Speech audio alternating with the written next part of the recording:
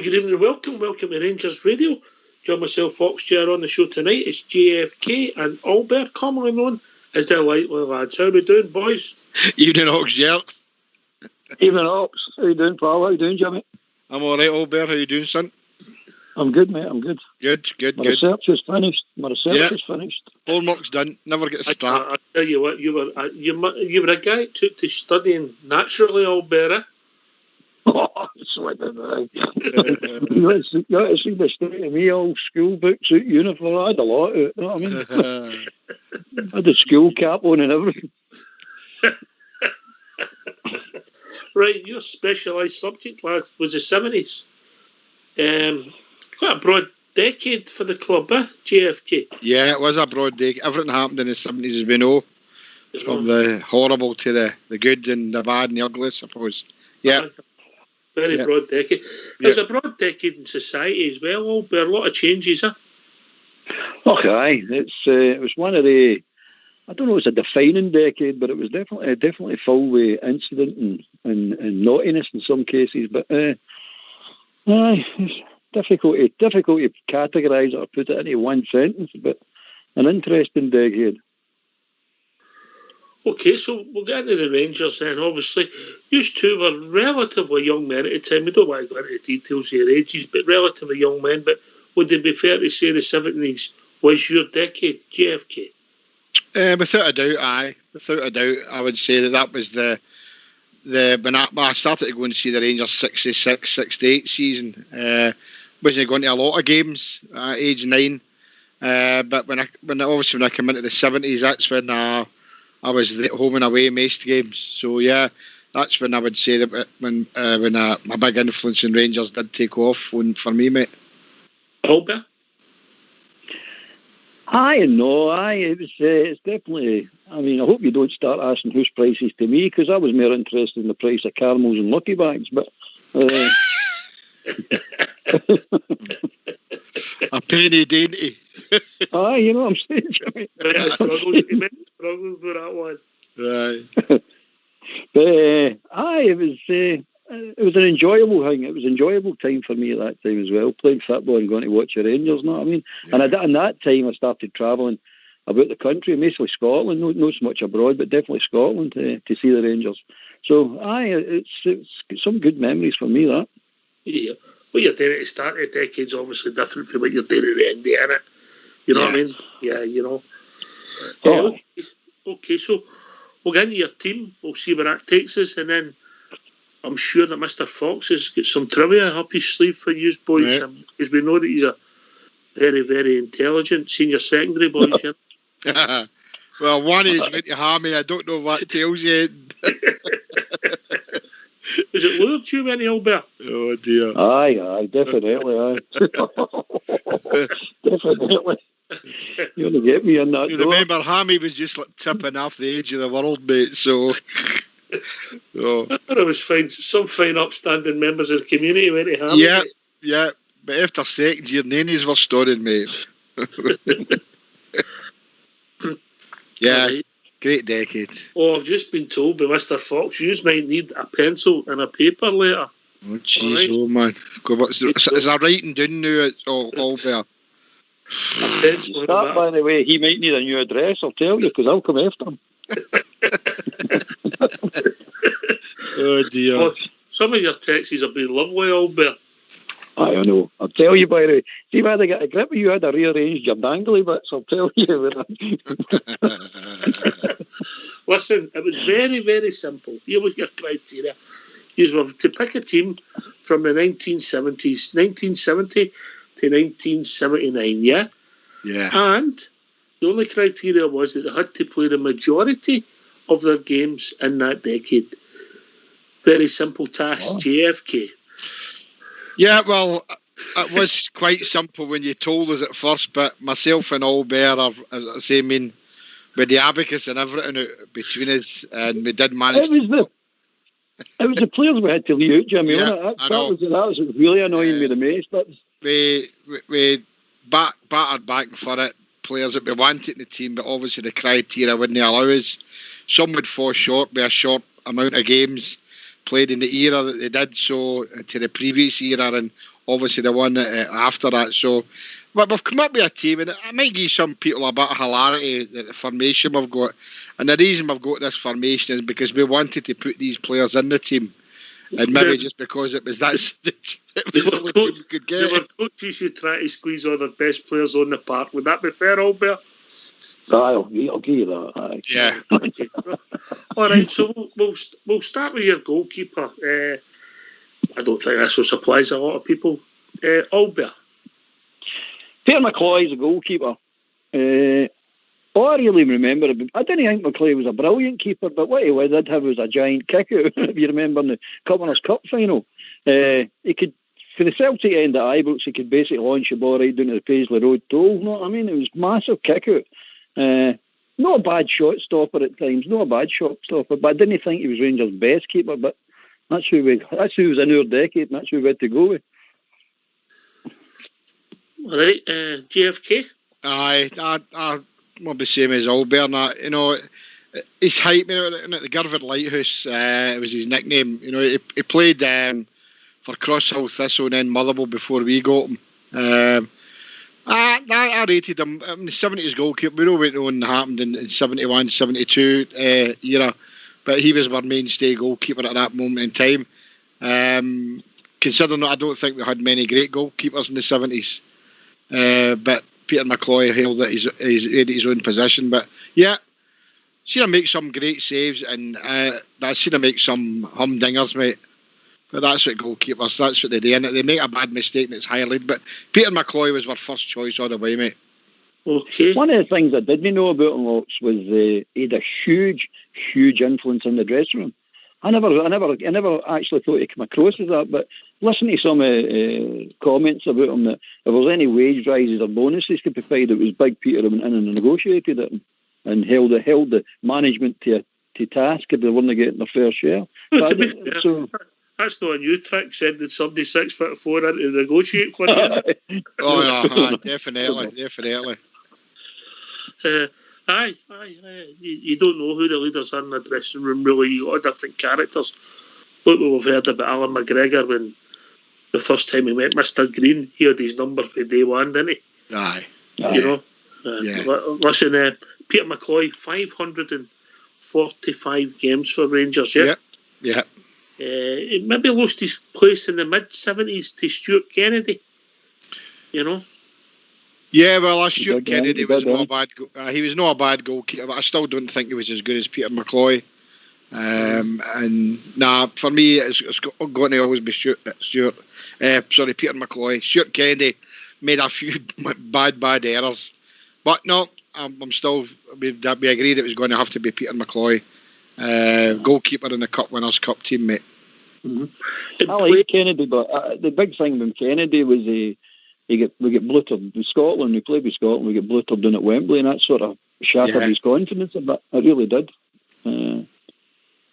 So I like Kennedy as a keeper, but we're going with McCloy. It's going to be McCloy. Yep. Peter played in every season in 1966 to 1985, 1969-70 to 85-86. He made appearances. Not a lot in some of the years. Never made any appearances 74-75. Yeah. Obviously, that was a Kennedy, if you like, spell in the team. Yeah. 545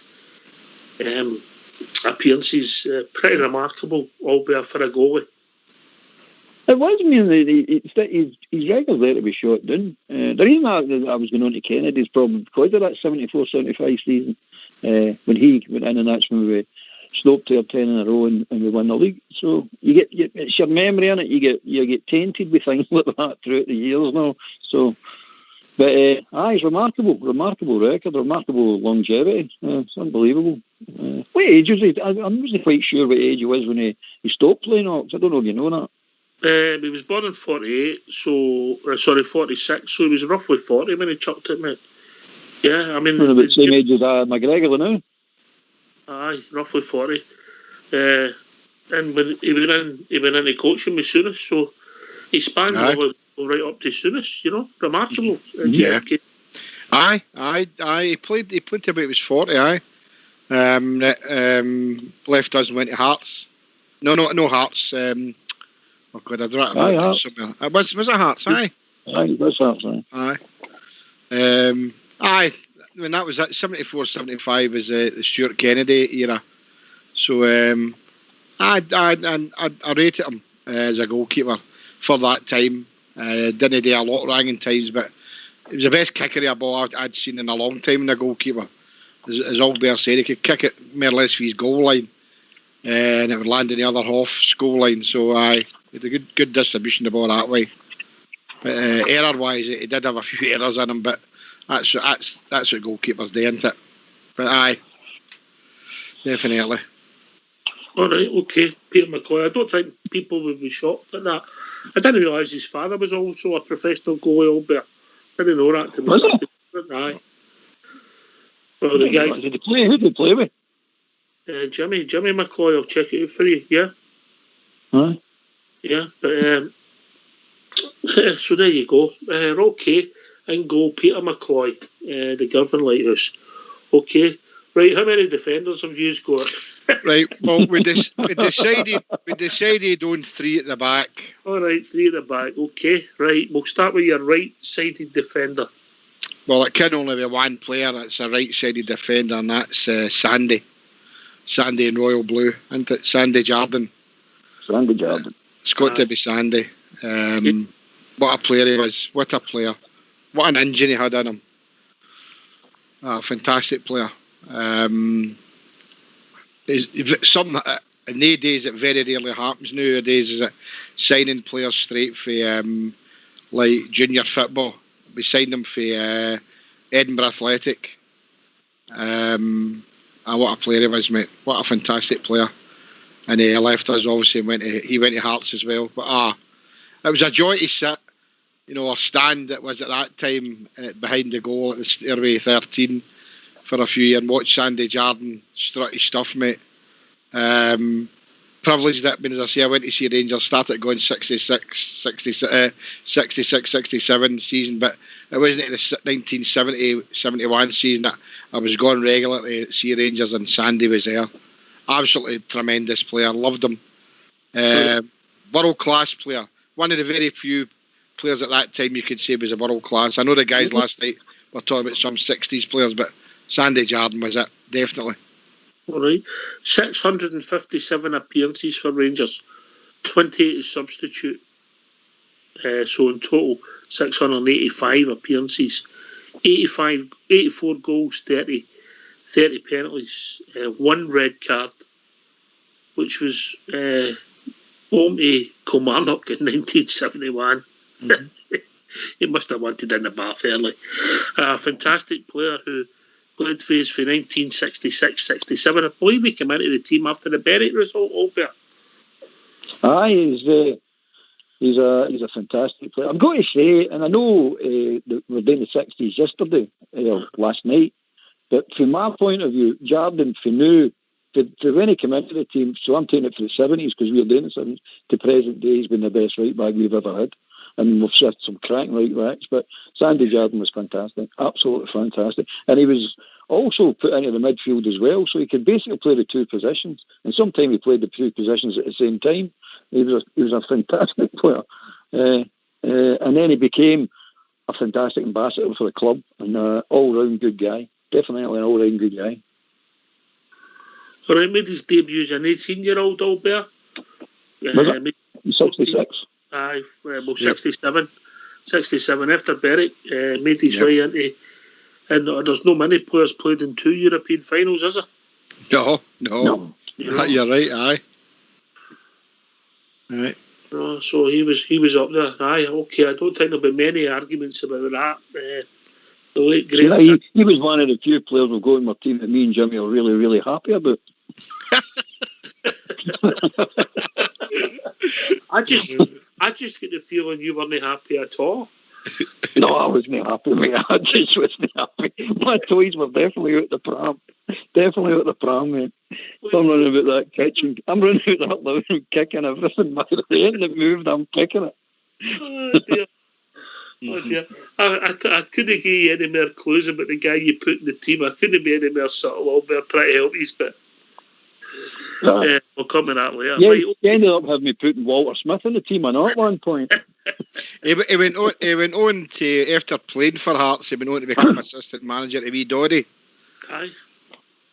So See, at the time JFK, when they had that good run, the 85-86 season, yeah, yeah, it did look as if they two were bound for Ibrox, didn't it? It did. Aye, did, mate.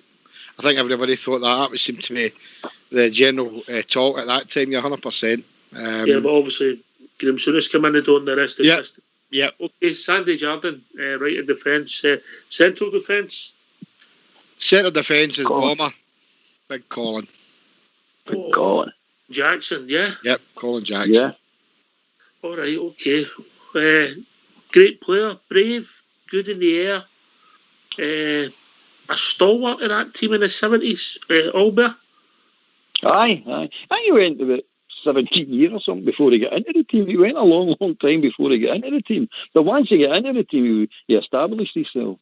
I like Big Bomber. Good. He was good in both areas. He was dangerous in the opposition area, and he was excellent in his own area. I really a lot of time for Big Jackson. Fantastic player. Fantastic centre half. Yeah. 516 games, 3 substitute. Yeah. Made his debut as a 19-year-old against Thistle on the 1st of the 1st, 1966. Mhm. So we'd have been still going for the league then. We were still in the league hunt. New Year's Day game, home to Partick Thistle, a 4-0 win, a 19-year-old. So he started 66. And in 1981-82, he still played 31 times, all JFK. My biggest, my most abiding memory of Big Jackson was the 78-79 Cup final, Scottish Cup final. He scored that last minute goal. I mean, he had a great career with Rangers. I mean, 3 championships, 3 Scottish Cups, 5 League Cups. And as Albert said, there 19 years he was with Rangers. Absolutely fantastic. And it took him a while. He did take him a while to get into the team. But a tremendous defender, mate. No nonsense defender. Some of the defenders should have a look at Colin Jackson's footage and see what a defender does. Into this trying to be Franz Beckenbauer. If in doubt, get it out. And he was a no nonsense guy. And I had the privilege of meeting him a couple of times, and a big gentleman he was. So, yeah, what a fantastic player, mate. Loved him. Brilliant. Many goals did he score? Yeah, I've just come to that, mate. He scored 23 league goals. It's hard to believe because he was quite good in the box. But his total goals in his whole career was 41, mate. Yeah. But that's good going for a centre half, isn't it? That's good going for a centre half. Aye. You know, so he's got a few. I think he got the goal he got the last minute winner. I've no checked to suit him. I think that was a League Cup final against Aberdeen, wasn't it? When Doug Rugby gets sent off. Oh, it was a League Cup final or a Scottish Cup final. Aye, it was. Aye, you're right, mate. Aye. He scored goals in a couple of cup finals around about that time, you know, and he was always dangerous in the box. He got capped Once. He got capped 8 times, mate, and I don't believe he played in a losing Scotland team between 75 and 76, mate. He's capped as many times as that. I was only thinking he capped once or twice. Who was keeping him out? Well, obviously, Gordon McQueen, mid-70s, would that be fair? Gordon McQueen? Jim Holt. Jim Holton, a bit earlier. Jim Holt. I know he was. Yeah, I can't go into that too much because I might give you the answers to some questions later. All right, on you go, carry on. Oh, here we go. That a pen and paper question. No, that's the calling in one. All right. I hope you're good at flags. Right, I would say Gordon McQueen. Yeah. Aye, I would say aye. Gordon McQueen. Gordon McQueen. I think he scored for Scotland. 1 goal. I think that was against Wales. Yeah. I think it was against Wales, but I might be wrong. All right, okay, good choice. Right, so we move on to the left side of the defence, mate. Well, it's got to be the captain, isn't it? The captain, the Rangers captain of all time. And it's got to be John Greig. Right, okay. Are we getting him? He was in the 60s last night. Yeah. I think we'll have a bit of dispensation for John Greig. What do you think, lads? Well, put it this way. How many trophies did John Greig win? How many trophies? Yep. Okay, I'll check that out for you. I would reckon there's about 29 trophies he won. Right. And 17 of them were in the 70s and 12 were in the 60s. So, I mean, when you're saying about the amount of games that John Greig played Oxshire, you probably say that it was 50-50 what he played in the 60s and in the 70s. So, for me, he's worthy of a position in the two of them. He's a cheating, boys. How's it cheating? You're supposed to pick players who have played the most in that era. No. The question was the players. I'll accept cheating. Yes. As long as we get them in, I'll accept cheating. Don't try. When you're caught, just admit it and just move on. When you get a wee bit of kindness. The question was they had to play the majority of the games in that era. No, it's no my fault that used to couldn't. Right, go. Right, okay. So we're going to need the pen and paper. Right, you tell us how many games he played in the 60s and how many he played in the 70s then. Just give me 1 second, mate. 1 second, right. Remembering that John Greig started playing for us 1961-62 season, yeah? Yep. Okay, you ready? Right. Counting this up, yeah? Right. 16, 43, 53, 52, 50, 51, 48, 55 and 22. Right. And your era, 40, 49, 58, 23, 45, 46, 48, 45 and 26. Right. Use loss. We won. We've already admitted we can't count, so we won. So what you're saying is because he played better games in the 60s. Yes. We don't. So he's possibly the second highest amount of games in the 70s. So he couldn't him. The task was. I know what the task was. He's played 2 eras. The guys last night they'd picked John Greig for the 60s. So the longevity said that he was still in the 70s era, and he still should be allowed to be included in that 70s team. The task was whatever decade they played the majority of their games in. Yes. We'll go him in, Jimmy. Just leave it. Well, I'm not taking him out. You can keep me behind for lines. I'd rather have a strap because I've got to meet the girlfriend tonight. You like the cane? I like the cane, aye. So. All right, okay. So we'll have John Greig with a question mark next to him. All right. Well, don't use the other word, an asterisk. That's fair enough. Right. So concede that. Right. Okay. So you move on to your midfield. This is going to be good. Well, we've not actually got what you would call a conventional midfield, right? We've got 4 in the middle. Right. I do. All the guys are aware, and I bet you Bridgeman, who's sitting in the gallery there, and I bet he's chuckling. And Skipper will be as well. Right. We went for 4 in the middle, right? So you can see where this team's going. On the right-hand side, we have put Tommy McLean. Tommy McLean, great choice, Albert. What was your thoughts on him, Albert? What, McLean? Aye. He was the first recognised continental winger we had. We'll see him. What we'll see. I know we'll go in the midfield, but he was a winger because he's steady. He had wee short strides and he could give yourself a pass. Teach yourself how to give yourself a pass, maybe short strides. His pinpoint accuracy with his ball, crossing the ball was superb, absolutely superb. So he's a player, the wee man. He was a player, and he had a good football brain, a great football brain. I liked him a lot. He always influenced the game, especially the important games. He always had a say in it, and I like that about a player. I like a player that when you're counting on him in the big games, that he turns up, he plays, you can see it. So that was wee Tommy, as far as I'm concerned. That's my memories of him, as far as I'm concerned. I don't know you, Jimmy. Aye, the same. I mean, some of the crosses he could put her was fantastic. You know, Derek Johnson loved Alpha.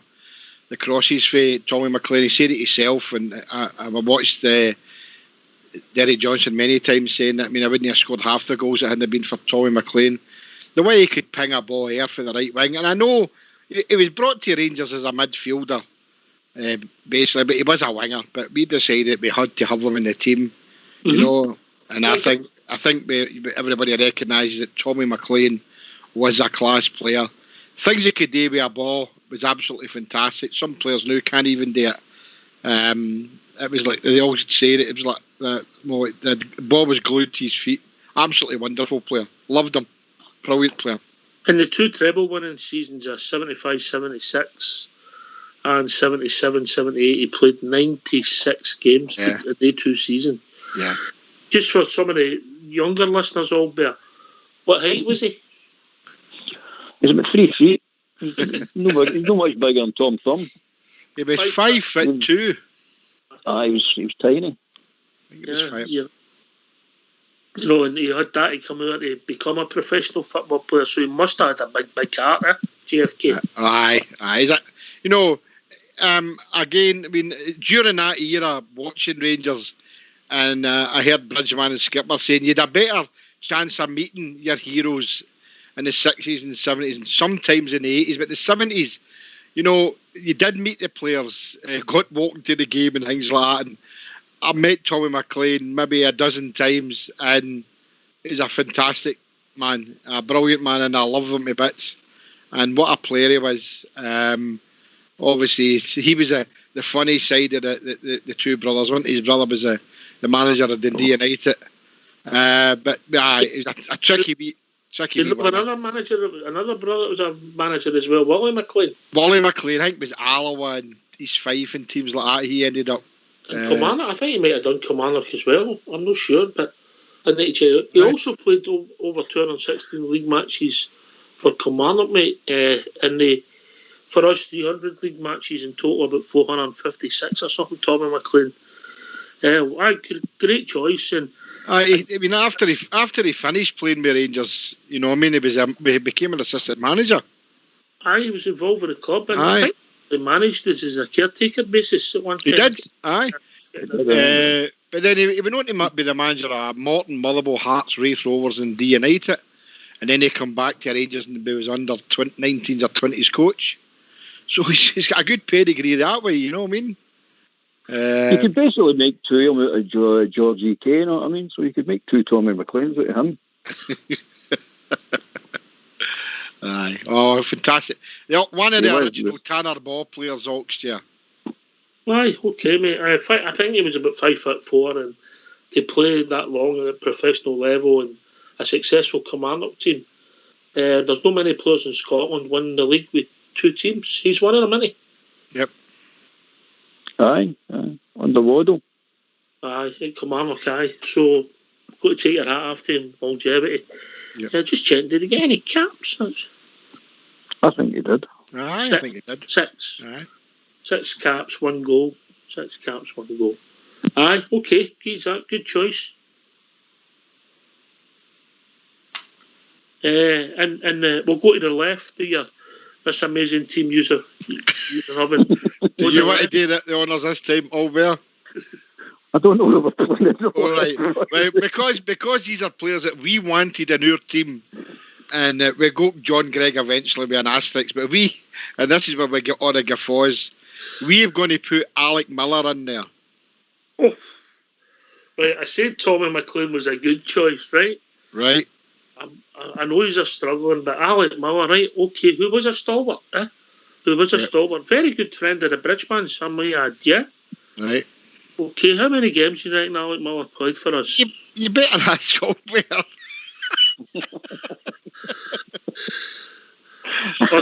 Or do we need a Miller? All I know about Alec Miller, really, is two things. One, he was some man marker. You put him on somebody else, he sat forever, by the way. It was, he could man mark anybody out of game. And the second one was he scored a beauty at Parkhead, an absolute beauty. So that gets him a new team. Aye, definitely. I don't even know if he was left-footed, was he? No. But maybe is this a plan of yours? You're not having any left-footers on your team? Well, I think Miller wasn't any fitted. Just thought he could kick the ball. But anyway, he's in for us, Jimmy said. There's tactical reasons in there. See, I'm the Steven Gerrard and GFK is the Michael Beale, so he's in there for tactical reasons. Okay, he played 319 games for us. Remarkably, yeah. Yeah, 250, 65 games as sub, 33 goals, 25 of them were penalty kicks, 1 red card. The League Cup semi-final in 1978.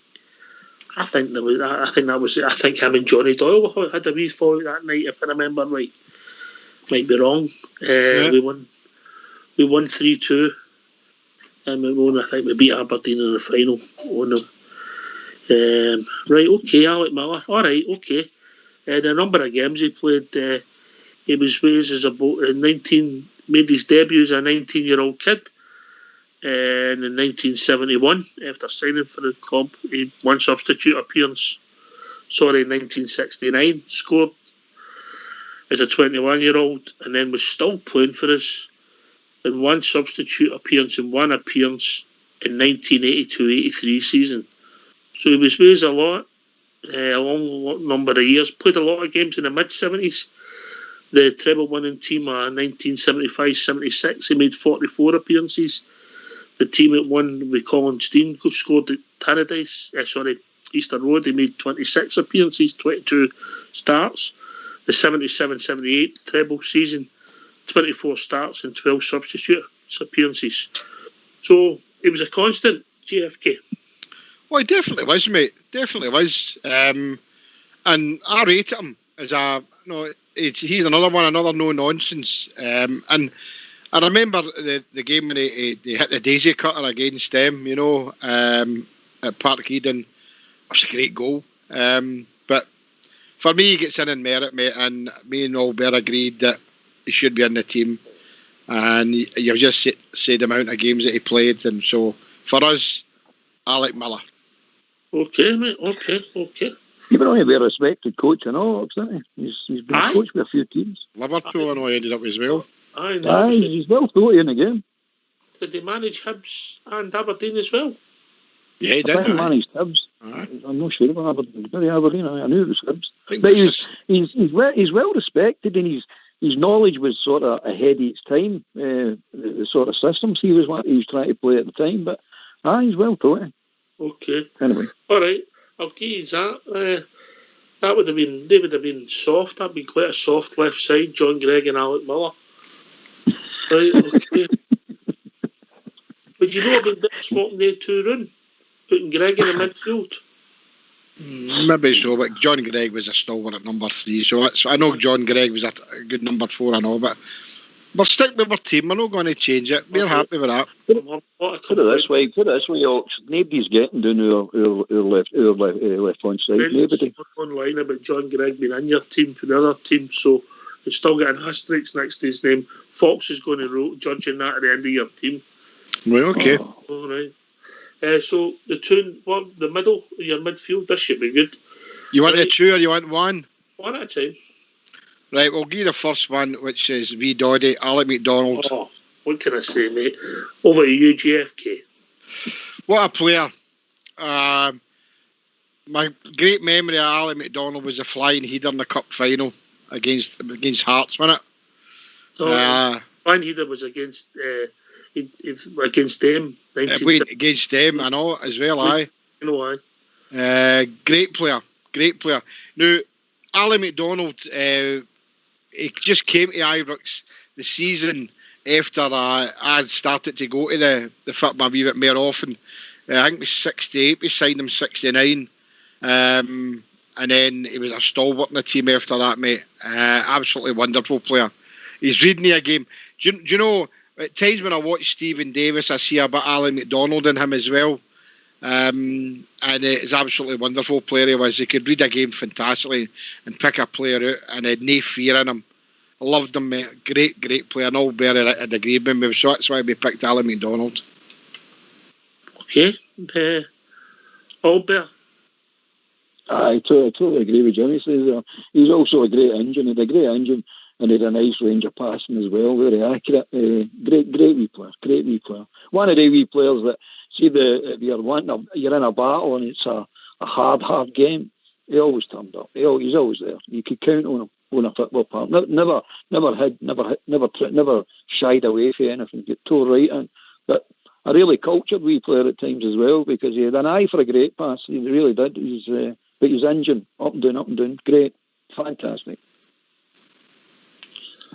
I'm just trying to get his stats here. 512 games for his signed for St Johnstone. I think it was £50,000. Going Kamara. 512 starts, 485. 512 games, 485 starts, 97 goals. Scored regular, and as Jimmy said, some big goals. Was sent off 3 times, considering he was quite combative. Hard to believe that he was sent off. The team he was sent off against, he was sent off against them twice in Albion Rovers. So it'd be fair to say he was a supporter. He was also yellow carded only 3 times in his career, twice against them and once against Kilmarnock. Yep. Good player. Good player, and obviously part of the Barcelona Bears. 2 trebles, a lot of longevity. Wales for 68-69, left us in 1980. Played every season, number of games, and scored in every single season that he was Wales.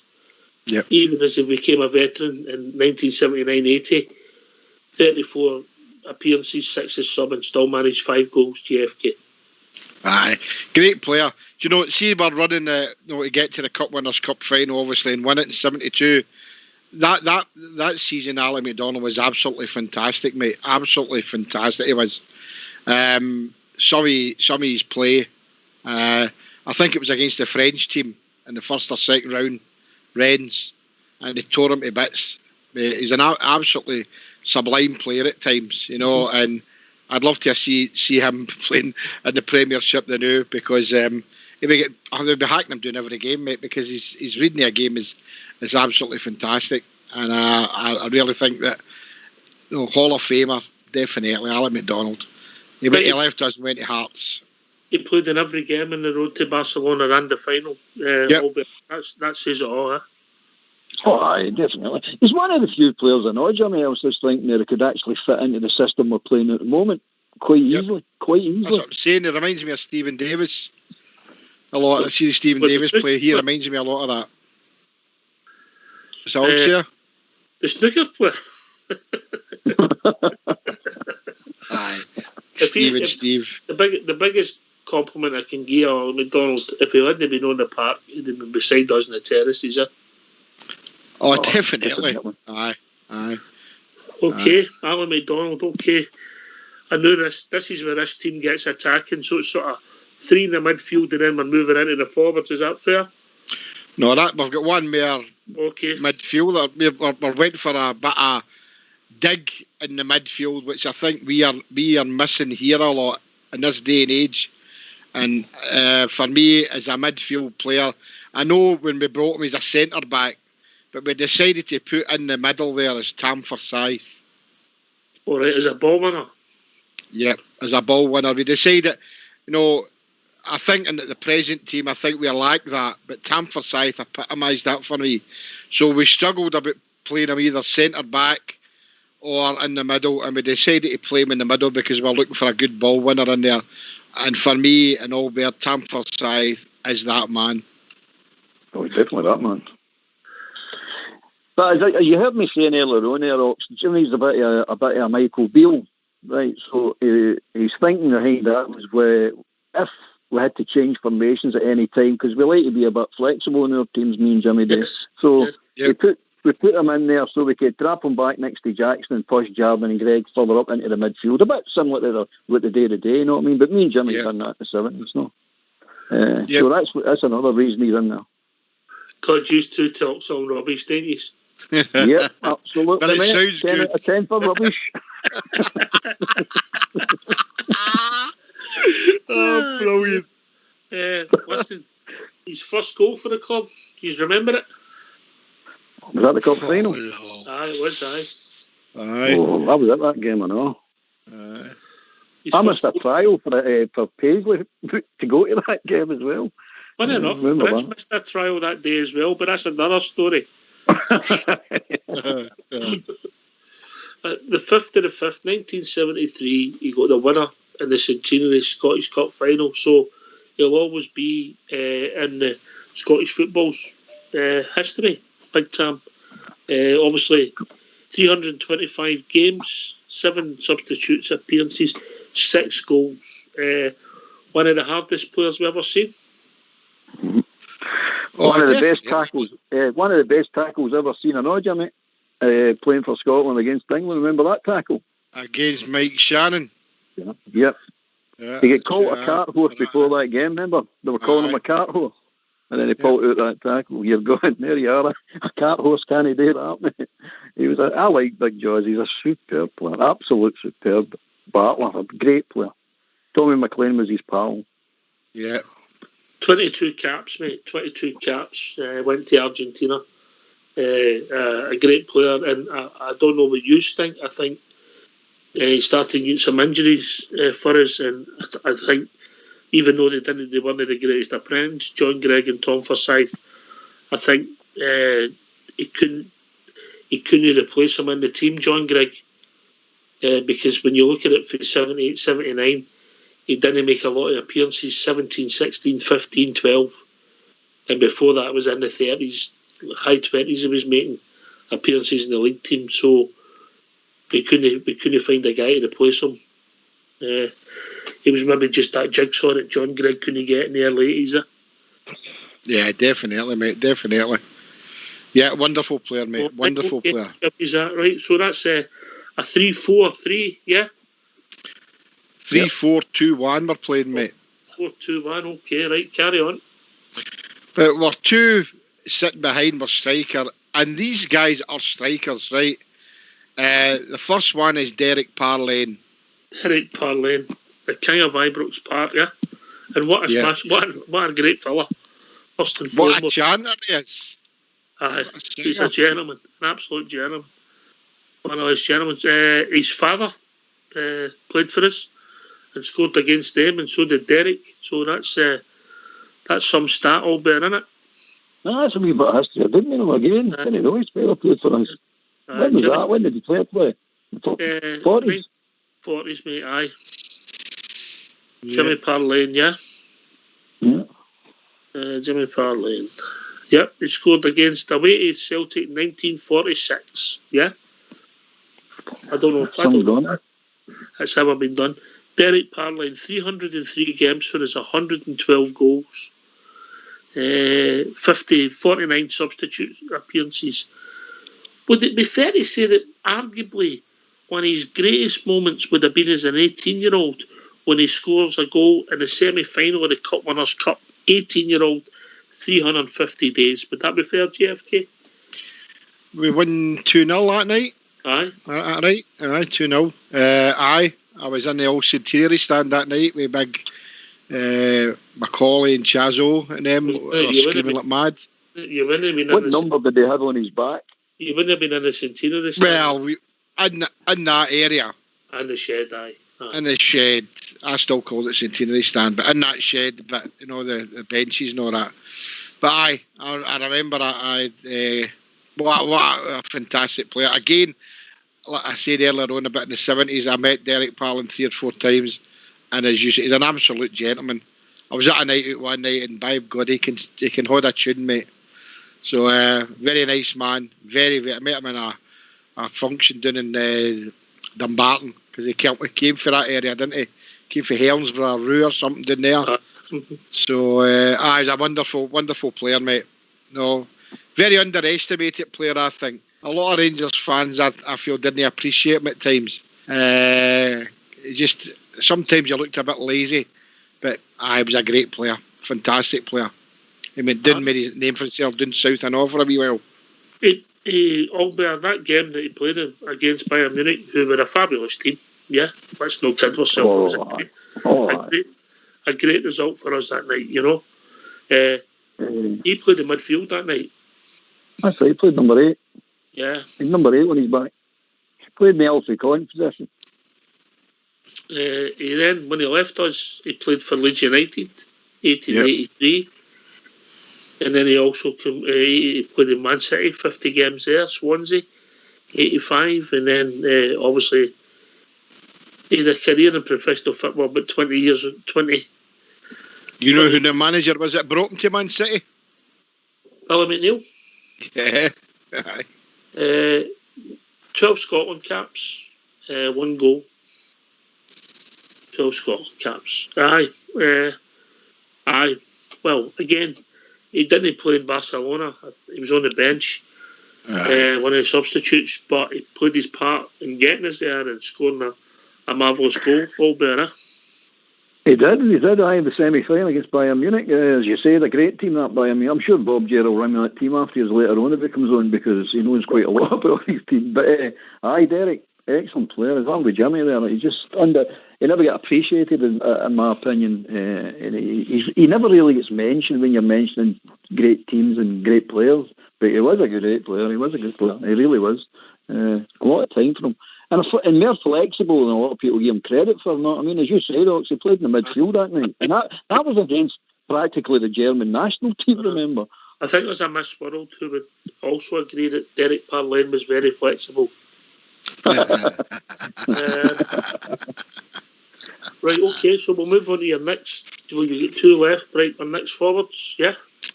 The next one is has to be Colin Steen for us. Yep. We've went for Colin Steen as we're 2 behind our main striker. That'll probably make a lot of people open their eyes. Why are you playing? That's we felt the way that our team would pan out, mate. So we'll pick Colin Steen. Okay. Colin Steen should be in that team. I mean, obviously, a lot of people would say, obviously, broke in the 60s in that particular run. But he played the majority of the games. In the 70s for us, yeah, because he came at 68, back in the 68. People say one of the hardest workers forwards. Yeah, very popular with the support. Yeah. Yeah, definitely, mate. Definitely. To be honest, we picked Steen and we stuck the other 10 on the bottom. Aye, what a player. I mean, nobody will ever forget. Anybody that's obviously seen it in video footage, that, but being there behind that goal, 1975, and Bowie McKean crossed the ball for Collins diving Heady, won us the title that day. It was absolutely magical. You know, to this day, I've got that on video, DVD and that, and I'm still looking out Oxford to see if I can pick myself. I know exactly where I am, but I still can't pick myself out, and I've been watching it for 30 years. What a marvellous day that was, and what a player he was. And then to score a goal in the Cup Winners' Cup final and all was absolutely fantastic. He still holds a record. I know I don't bump my gums about the tartan trannies and that, but he still holds a record for nobody scored 4 goals in a Scotland game yet, and he done it. There has been somebody joined that record, that club, yes. Is it? I didn't know. But so Kamey started up. He didn't start off very well, did he, Albert? No, 2 hat tricks and a double. No, he's really slow. Know what I mean? I remember the games. I mean, it was a rod for his own back because after that, I think it was a hat trick double. And then we all went, double? Oh, he's off the boil now, eh? Come on. And everybody's expecting hat tricks as he came off him. It's unbelievable. See, Oxford, I think that's how that I had to have Colin Steen. No for the Cup Winners' Cup. As I say to you, I started to go and see Rangers in 66. And it was kind of at games, no at games, depending. But then it was when Colin Steen came, and I was at the game when he scored 8 goals in 3 games, you know. and it was absolutely fantastic. We bought him for 100,000 for Hibs, and he was a magical player for me at that age, and that's why, if I use the phrase, I fell in love with Collins. I just thought, what a player this guy is. And then obviously in '72, he scored the winner in the cup, not the winner, one of the goals to win the Cup Winners' Cup, and a fantastic player, and very fearless player. Put his cell in there where it hurts, and I had to be in the Rangers team of the '70s on that alone. Do you remember, Jimmy, when he got sent off? When we played with Hibs against Rangers at Ibrox, who he was fighting with at Ibrox, and two of them get sent off. He was playing with Hibs at the time. Remember that? No, that was a midweek game. I was in the main stand with my dad at that time. It was Alex Ferguson. Him and Alex Ferguson went to it. All right. Yeah, we've got history. I didn't know that. All right. Obviously, his brother Bobby was also a professional. Obviously, again, he'll be always in our history. One of the Barcelona Bears scored one of the goals. Scored the goal in 1975. It clinched us the league, even though we won it with a distance. Aye. But he'll be doing as the goal that won us the league. Maybe went into the game too young, but he was a whole action player. Played for us. Obviously, we signed him for the Hibs. He left us to go to Coventry. Right. And something happened with the fee, and he came back again. And when he came back, it's hard to believe he only played 16 games, league games. Aye, he was in and out, wasn't he? Aye, 16 league games. Aye, listen, mate, I don't think many people could argue with you getting Colin Steen in there, mate. I've got to be honest with you, good choice. Colin Steen, 205 games for Rangers, 101 goals. He scored 8 in his first 3 games, and wee Bud said to him, what happened after that? Aye. Okay. All right, we move on. Last player. Well, myself and Albert deliberated on this one, right? Because we know that when he scored his first major goal for Rangers, he was only a boy, a 16 and a bit. And we know that we could have put him in the centre of defence, but we're going in his goal scoring record, so we couldn't know of him in the team. So we put Derek Johnson up there as our main striker, mate. Okay. I'm going to ask both these a question, yeah? Yeah. Just keep it brief, because we're building up to the tune, and then we're going to get some trivia after that.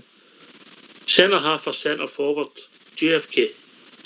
Centre forward for me, mate. Albert? Centre forward, mate. Yeah, I agree, mate. I agree. I think, I know he could play there, but 532 games, 23 substitutes appearances, 211 goals. Not a penalty kick. Yeah, and a lot of the games in the 70s played as centre half.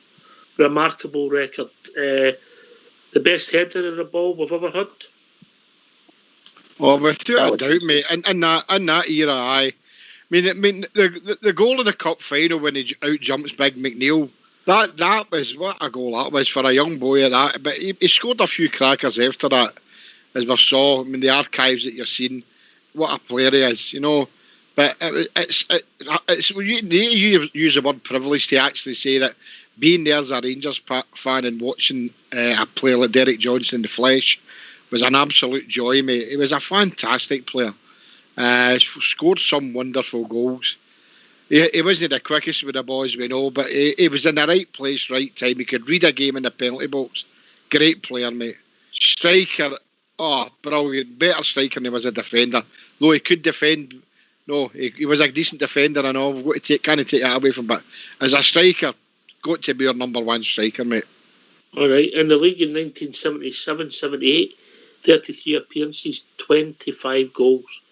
And the next season, he scored 9 goals and we played him at centre half.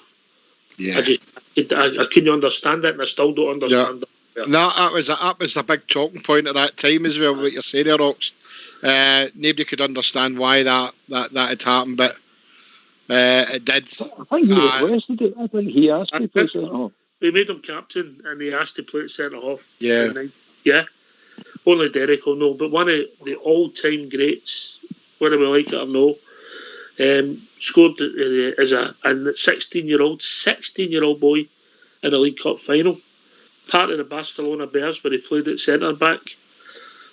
2 treble winning teams. The team that won the league back, he made 27 league appearances, scoring 14 goals. Played for most of his career, obviously moved away a wee bit to Chelsea. Was still there when Souness came in the door. Made 8 appearances in 1986. Obviously, his best days were behind him, and let's just say he was carrying a few more ounces than he was when he was a boy. See, the player we put behind him, Colin Stein, it was him that contributed to Derek not getting the game time, because we brought Colin Stein into Thingway, and basically it wasn't having Stein and Johnson playing at centre forward, and that was unfortunate for Derek. But a far better striker than he was a centre half. But he could do both very well. Best goal I ever seen him score, I know the League Cup goal, obviously, but the other best goal I ever seen him scoring was against Wales. Hampden, remember the header? What a header. Aye. Do you remember that? A bullet. Yeah. That was prior to going to the World Cup. Took him to the World Cup and never played him. Yeah. And also in the 1976 Scottish Cup final, the referee started the game a minute early. 47 seconds. So he actually scored before the game was due to start. a fabulous player. A common trivia question. Aye. And also a lot of skill, more skill than people realise. JFK. Oh, he did, mate. No, look, he wasn't somebody who would run himself into the ground foot with the ball. He knew what positions to take up. He knew where he would get. He knew as soon as Tommy McLean get the ball out in the wing, that Tommy McLean would put a cross in for him, and 9 times out of 10, Big DJ would get his head in it. It'd be in the onion bag. So he could read a game very well. Wasn't he fear to a tackle? Wasn't he fear again like Colin Stein to put his head where it hurts? And that's what made him the. In my mind, I know Ali McCoy's holds a record, but as Derek always says, I never scored any penalties, you know. So, but what a fantastic player he was, mate. I didn't like his middle name right enough. I couldn't when I saw his middle name. I thought, where did that come from, you know? But there you go. Oh, when Johan Cruyff tells you Derek Johnson was the best centre half ever played against, that just tells you everything you want to hear. You know what I mean? A compliment coming from a player like that. Yeah. All right. So can you just read out your team again? The team is a 3-4-2-1. I know a lot of people are saying a lot about it's a mysterious formation, but that was the team that we wanted. So obviously it's McCloy, back 3 Jardine, Colin Jackson, John Gregg. In the middle, on the right, we've got Tommy McLean. Inside him, Alec McDonald, alongside Tom Forsyth, with Alec Miller out there on the left. In front of them, we've got Colin Stein and Derek Parlin, and my main striker is Derek Johnson. And we're just hoping that Mr. Fox, my good friend, I just sent him a packet of love fellows there, that he puts John Gregg in my team. It's done to Mr. Fox. Bring Mr. Fox in with the ruling. The team's quite acceptable. Thank you very much. Ooh, I wouldn't let each other. Right. Get yourselves in mute, because we're going to have a tune.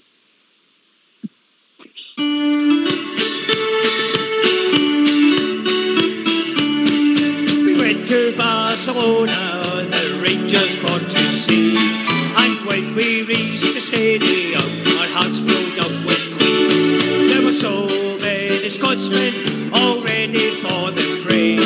You should have heard old Derry's mock when the Rangers won the day.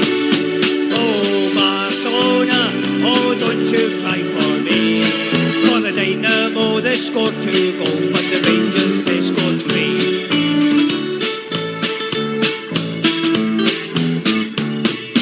When inside the stadium, the lights I'd never seen, all around the terraces they sang of Colin Stein, the best centre forward that's in the world today. And when he scored his wonder goal, the tears were on their way. Oh Barcelona, oh don't you cry for me, for the Dynamo they scored 2 goals, but the Rangers they scored 3.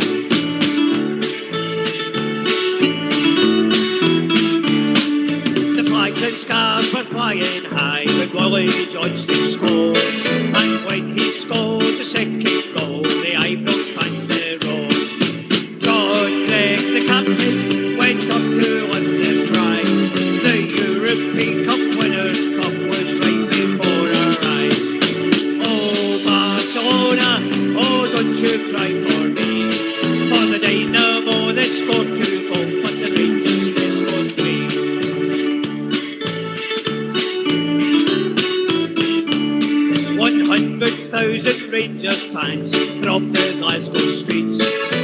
And inside old Ibrox Park you couldn't get a seat. The Glasgow Rangers had won their famous day. The year was 1972 in the merry month of May. Oh Barcelona, oh don't you cry for me. For the Dynamo they scored 2 goals, but the Rangers they scored 3.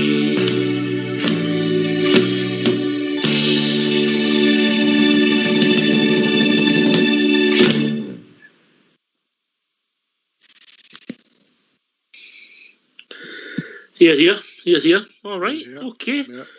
A wee bit of test your knowledge on the 70s, lads, since you are students of the decade. And one of yous, at least one of yous, was a DJ. So Mr. Fox has got some tunes. Normally we just have the artist and the song. But because one of yous is an ex-DJ, we want the artist, the song, and the year. Oh, get me on. Yes, but we'll see how it goes for you. You ready, Mr. Fox? I'm ready. Ready, boys? On you go.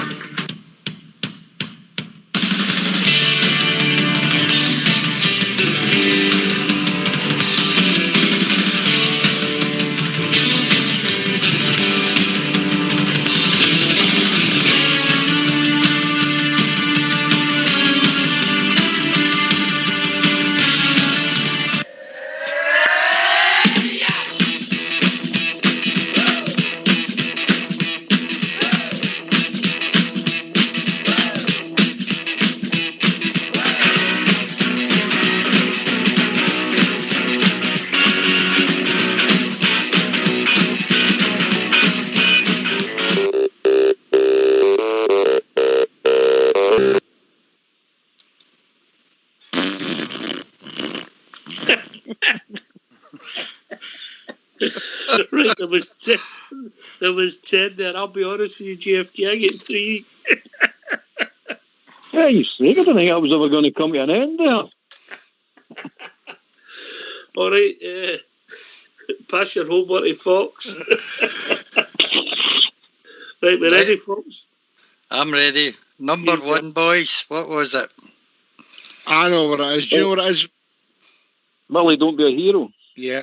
Well, no, if you actually looked at it, it's actually King Billy, Don't Be a Hero. All right. Do you know who it was for? Albert? No, mate. It Go was for it. for No, for Paper me, Lace. Well done, yeah. Jimmy. Come on, And here, the mate, year, go on. I got a bonus point for the year. Go on. 1974. Oh, good. Bang on. Bang on. Oh, well done, Jamie. Number 2, Jimmy. Number 2, I think it was 1978, and I know for a fact it was Wings and Jet. Correct. But wrong with the year. It was 1974 as well. Oh, as long as aye. Oh. That was a great pull out, by the way. Right. Number 3, Jimmy. Now this is, I think, as I do know it is, 1972, and is Sugar Baby Love by the Rubettes. You got the name of the song correct and the band, but it was again 1974. Oh my God. You must have been drunk that year. You missed the whole year, 74. Right, carry on. Did well, Number GFK. 4. Oh, come on. Give me a... if you don't get any ideas, I know who it is. It's Status Quo, Correct. and it's Down, Down. No, it's Caroline, mate. Oh, Sweet Caroline, 1973. Bang on, Jimmy. First of it. Oh. They're okay, JFK. They're okay. All right. Number 5. Number that's 5 good. for me was easy. It was David Essex, 1975, and Make Me a Star. That was But then- number 6, Jimmy. That was number 6. I never Oh, got what's number that? 6. Oh, I never, obviously I never thinking that one doing then, so I don't know. You need to enlighten us who number 6 was it. Number 5 was Sweet and Baldwin Blitz, 1974. So it was. I never wrote that. Number down. 6 was David Essex, Going to Make You a Star, from 1974. So we're on to number 7. 9 number. You got number 7 is Albert. No, not a clue, mate. 10cc Rubber Bullets, and it was 1973. Correct, Jimmy. Well done. Right. Number 8. Number 8 was someone who I saw about 4 times. Well, I fell in love with her. Debbie Harry, but at that time it was called Blondie, and it was Union City. Union City Blues is the full title, and I'm sure it was 1979. I think you got the group and the year right, but you might have got the song wrong. Is The that song right, was Dreaming, and it was 1979. All right. You were dreaming. Number 9. Number 9. 1, 2, 3, 4. Missed that one. 5, 6, 7, 8, 9. Tiger Feet Mud. Tiger Feet Mud, and that would be 1972. 1975, Jimmy. Unlucky. Oh. And last but not least, I hated this song, and I'm sure it was 1972, and it was Son of my Father, and it was Chicory Tip. 100% bang on. I thought that was the hardest one. Well done, Jimmy. Very Listen, good. Albert, I thought you done really well there, mate. I did as well. Oh dear. Yeah, right, okay, we're going to have a couple of questions for these lads just to Oh, test good. your trivia knowledge on the 70s. What was the biggest movie in the 70s? Albert. Star Wars. Is that your final answer, JFK? That is my final. Oh, sorry. I forgot. I'm going to go for Jaws. 1 point to Albert there. 1 point to Albert, yeah. Star Wars was correct. Yep. I know you like your music, JFK. Okay. What was the biggest selling album of the 1970s? It's in the 1970s, I think. It would have to be, for me, it's not about it would need to be, I would say, Pink Floyd, Dark Side of the Moon. Simon and Garfunkel, Bridge Over Troubled Water. But you think about it, Dark Side of the Moon was out later on. That was selling in the... It came out in 1970, so it was selling for years in front of it. Yep. Yeah. 1976, Albert, you used to both would have had a hobby with this toy. That's the clue I'm giving you. The biggest selling toy in 1976. 1976. I think I would say Space Hopper. Oh, JFK. I'll go for Action Man. I suppose you're nearly right between you. It was Stretch Armstrong. Oh, I hated that. I'm sure the 70s used to spend a lot of time doing that. 1976. I wasn't stretching Armstrong anyway. I don't know. I don't think that was her name. I didn't say it was Armstrong, did I? Right, okay. Can you name the Rangers players who went to the World Cup? 74 and 78. Sandy Jardine was the only one that went to 74. And Sandy Jardine, Willie Johnson, Tom Forsyth and Derek Johnson in 78. Aye. But Willie Johnson was playing with West Bromwich Albion at that time, right enough. So it would only be Sandy Jardine, Tom Forsyth and Derek Johnson. I'll give you that. Mm-hmm. For a bonus point, JFK. Yeah. Yeah. Can you name the Celtic players in the 78 World Cup squad? No. Correct. Take your bonus point and ram it. No. Correct. Oh, there you go. There was None. none of them.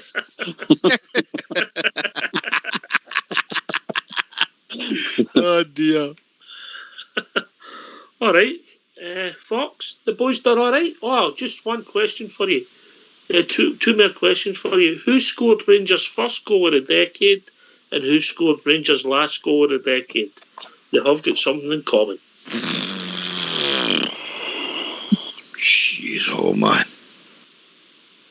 The first goal of the decade. So we're talking 70 then. Mm-hmm. Jeez, oh. First goal of the decade. Yeah, but we've got in common, it must be their name, hopefully. So Johnson, I would say. Willie Johnson in the 70s and Derek Johnson in 79. Well done, Albert. Well done. There you go. See? Was as bad as you to it. Yeah? Fox, how did the boys do? All right? They done well. They done well. Did you enjoy that, lads? Aye, it was good, aye. No. Albert? No. Aye, you did. Tell it. All right, we'll get the phone lines opened. We'll get some people in with memories of the 70s. So, let's hear from you. Why don't you give us a call on 0141 356 1972. It's your show. It's your platform. Let's hear from you.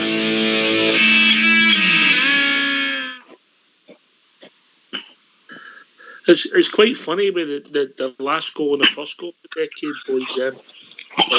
Willie Johnson scored it in an Earth Day game against Partick Thistle. Everybody would assume it would have been against them. And Derek Johnson scored it in the 29th of the 12th against them in a one-each game, Ibrox, in the 29th of the 12th, because again we played Partick Thistle at the start of the decade. You know, so at the start of the year, you know, so it's quite interesting. But your teammate, I get it. I think it'd be your forwards and your defence would be all right, but there's not a lot of creativity there. We Tommy McLean was going to be busy, wasn't he? Aye, he was, aye. Well, can I read out the team that me and Jimmy actually picked that we weren't allowed to put in? Well, I'm going to let you have Greg personally. You're looking at Fox as a creep.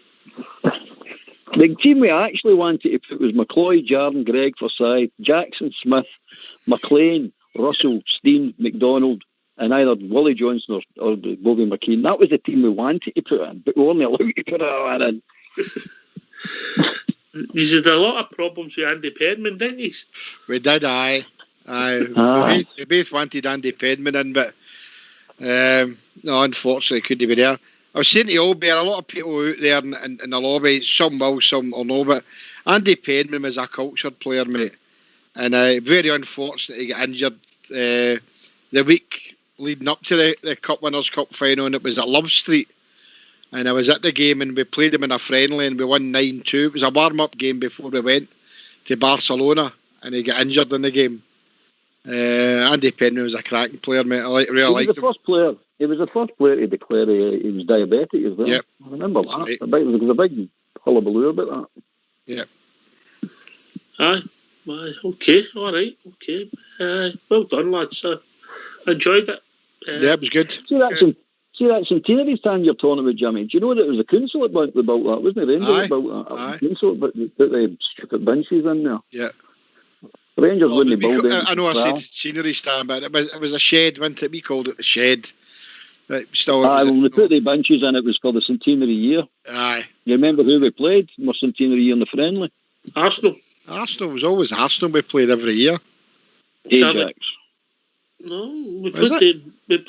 Ajax. So when it was Ajax, they set off fireworks and nearly set that stand on fire. They were going all over the place. The centenary game. They were fire right in there.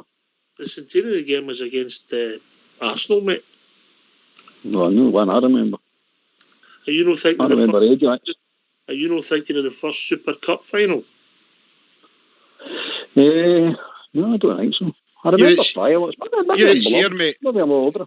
Rangers played Arsenal in 1973 for the grand opening of the Rangers Centenary stand, where a silverware plaque and trophy was presented to the team who won. Rangers have a big affiliation, but we all know they're a good affiliation with us. So it was played on the 20th of August 1973, and it was 2-1 to Rangers against Arsenal. No, I'm doing a Bob Gel there. 2-1 for Arsenal. 2-1 for Arsenal, I meant to say. Derek Parlin scored. And then Charlie George scored. Charlie George. There was a player. I know there was a player, Charlie George. Obviously we kept away from. We didn't mention Barcelona too much. Maybe our greatest time for the 70s, and obviously we were one of our greatest tragedy as well, which puts everything into context there. Yeah, and I think that's why the 70s is uppermost in our minds. Of what happened. But we strive forward for that. A bit like the new, I know it's no, there was 66 loss, but like the new, we've come out of it, we've come out of the dark side now, and we're back, and that's fantastic, and very pleasing to see. And that was the same as the 70s. Like yourself and that, Albert, going to see the Rangers and being at that game that day and coming across the ferry and seeing hundreds of people milling about Partick, wondering what they were all looking for. See their brothers and their dads and that coming off the ferry and out the subway, because obviously there was no internet or that then or telephone like it is now. But we came out of that dark hole, and I think the success we had in that decade is paramount. And Molly Waddle. I think we've been joined by Kenny. Evening, Kenny. Good evening, Ox. Good evening. All you guys, man. What memories, man? I'm a 70s guy, 60 years of age, but the 70s where I came alive, 72 Barcelona, 73 Scottish Cup final, lifted over into the game, blah, blah, blah, I'm talking about Derek Paulini earlier on, actually. Remember the goal in the semi-final against Stirling United, the overhead kick? Remember that goal? Aye. That's a good show. I remember that. It's one. I'm at first year. All the boys were all talking about that. You never talked about this one in the early Derek Paulin memories for me. That goal that night was sensational. I think it was 2-0 or something on that night. But so great memories, you know. That era, it was the era I came to life for Rangers, you know, and following Rangers, going everywhere, going to Aberdeen and staying at midnight and getting off at bars and brilliant times as I got older, you know. But it was a magical era, you know. Even though it wasn't the greatest Rangers teams, we won Retail 75, football special friend of that team, mates, and, you know, I spoke about this one before actually on the radio show, you know, 14 years of age and seeing Rangers win the title.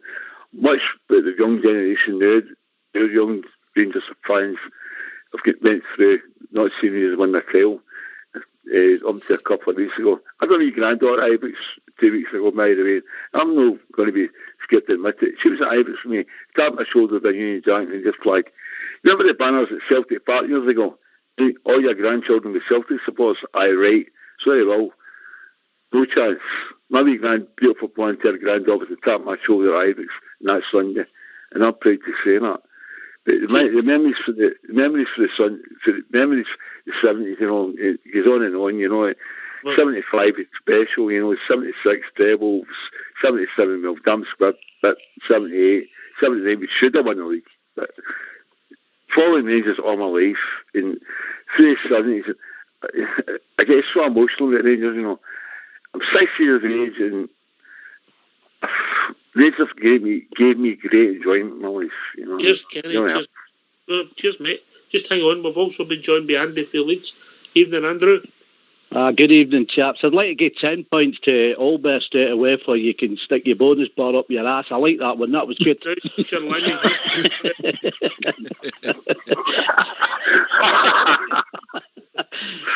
I'm going to use that line. No, great in the 70s, right enough.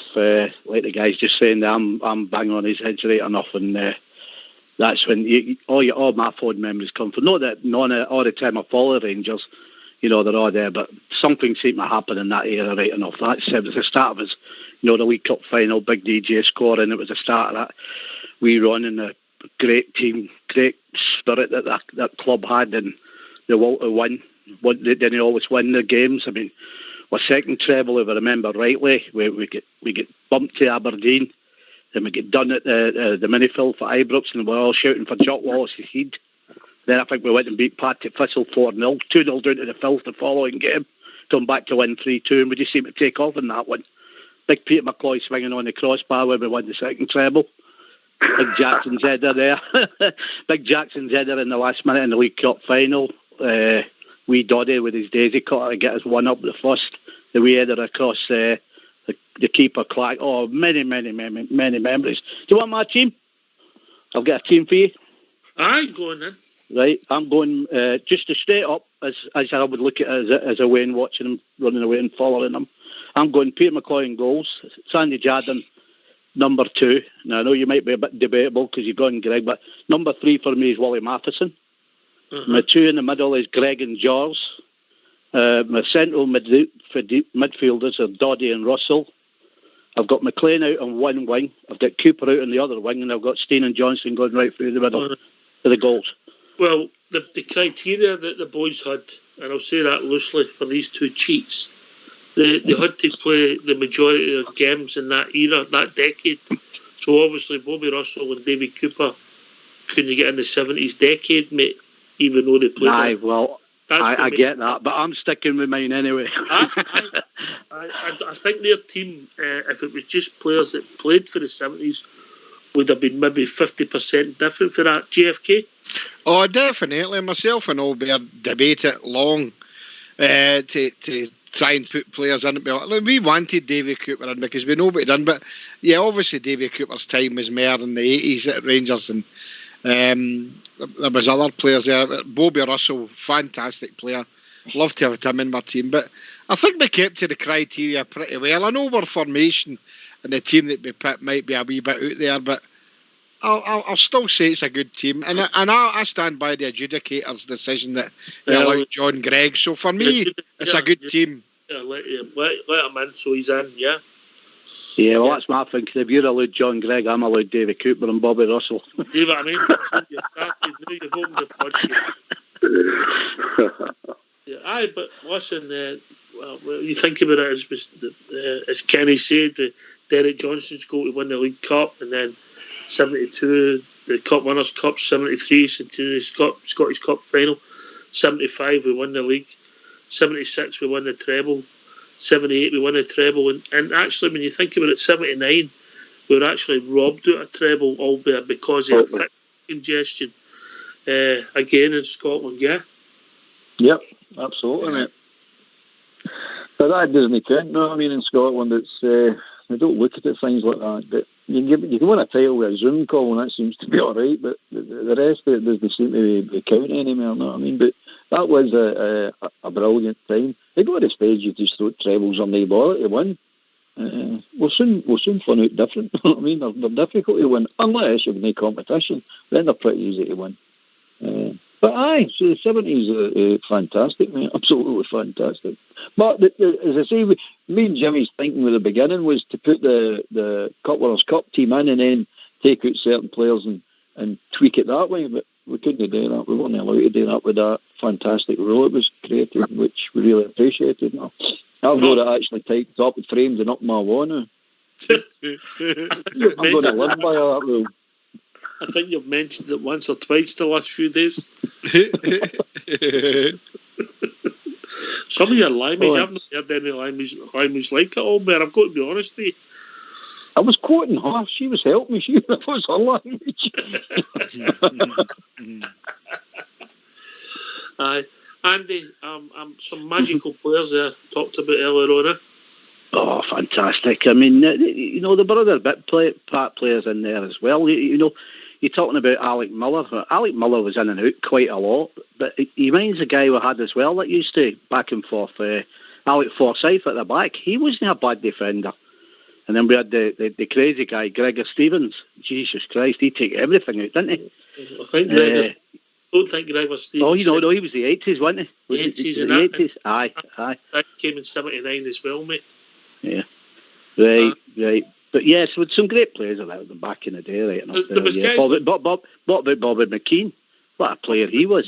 Bobby McKean. Cotty Young. You know, they guys were with some great players at the time, didn't we? Did he find a place for Ali Scott, GFK? I've got no, we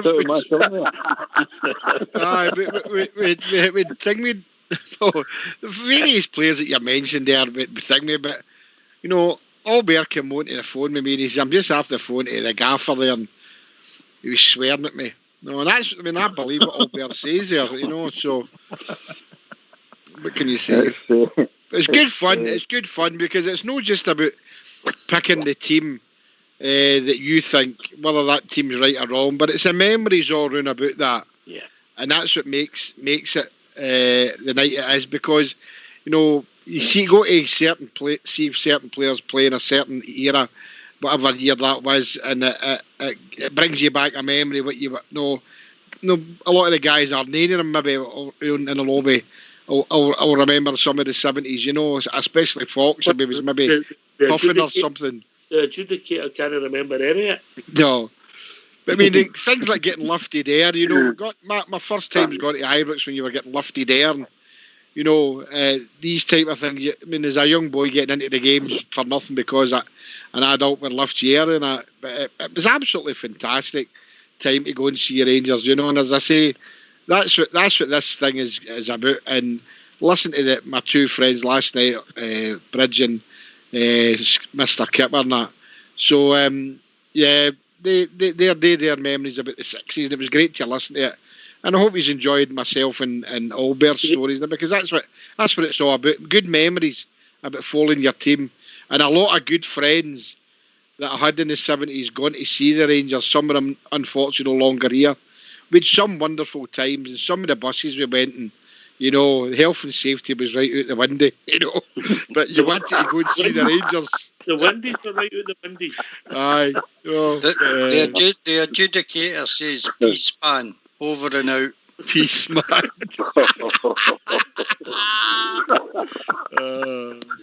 right. Well, remember the trains we used to get the football specials? They were cattle wagons, remember them? Oh. I I went through 1975. He was one of the first time, 14 years of age, and found the football special before I joined the supporters club. It was mental. I'm a young boy, you know what I mean? It's lads are drinking, you know what I mean? Oh, here we go. You know, every 12 o'clock, you know. Oh, remember you used to leave Aberdeen when I was 14 years of age. I was about secondary school, you know what I mean? Well, you were always that late starter then. It took you 4 hours to get a 10 mile outside Aberdeen, everybody pulling that cord, remember? All you want to do is get down the road. They're all farting about pulling out emergency cords. You're like, I'm going to leave it away.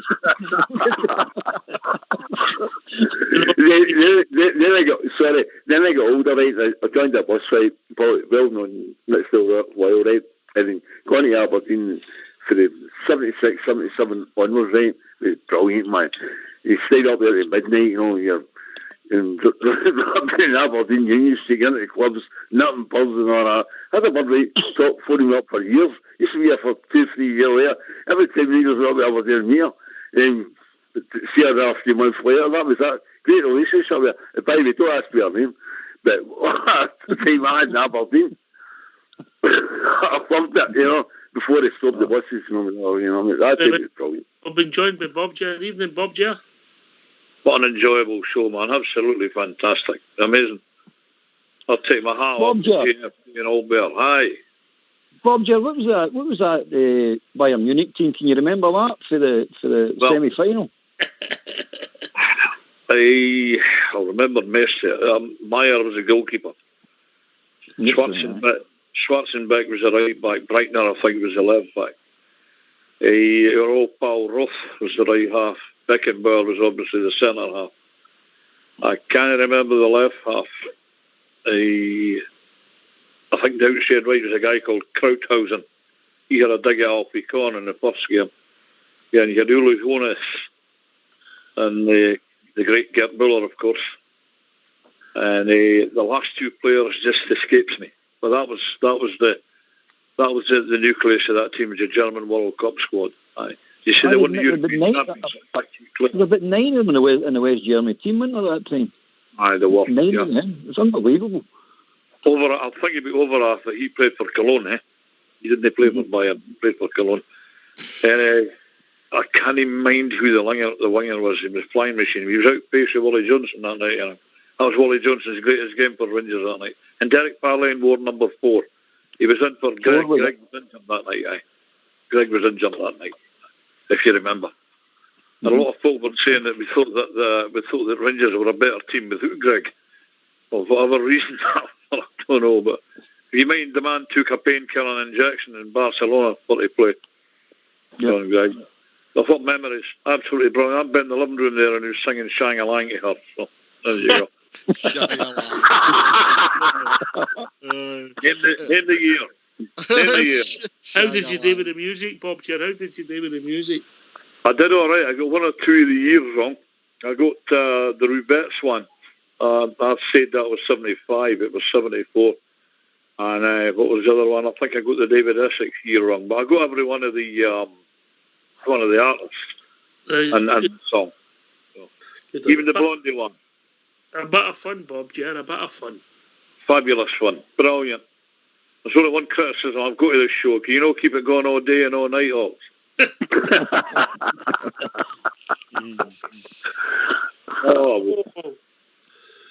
No, I carry, but other people might. Oh, fantastic. The 70s brings back some silly memories, and this is what a story I've told many times. It was when we played Ayr United in 1975 in the Scottish Cup, and they beat us 3-0 that day, and Johnny Doyle scored the third goal, and he ran right by us all behind the goal, took his crucifix out. My God, man.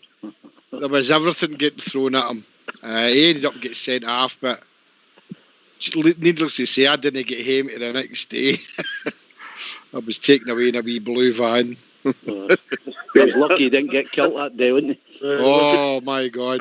Remember, Jimmy? Remember the crash helmets, Jimmy? Aye.